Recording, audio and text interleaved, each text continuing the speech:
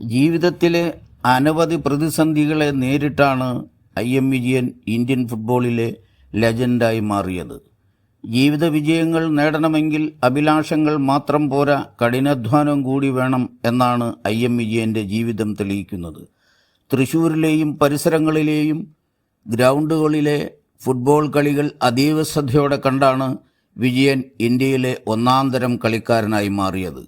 ഔന്നത്യത്തിൽ എത്തിയിട്ടും തൻ്റെ പഴയകാല ഫുട്ബോൾ ചങ്ങാതിമാരോടും തൃശ്ശൂരിലെ തനി സാധാരണക്കാരോടും വിജയൻ പ്രകടിപ്പിക്കുന്ന സ്നേഹം മനുഷ്യത്വത്തിൻ്റെ ഉദാത്ത മാതൃകയാണ്.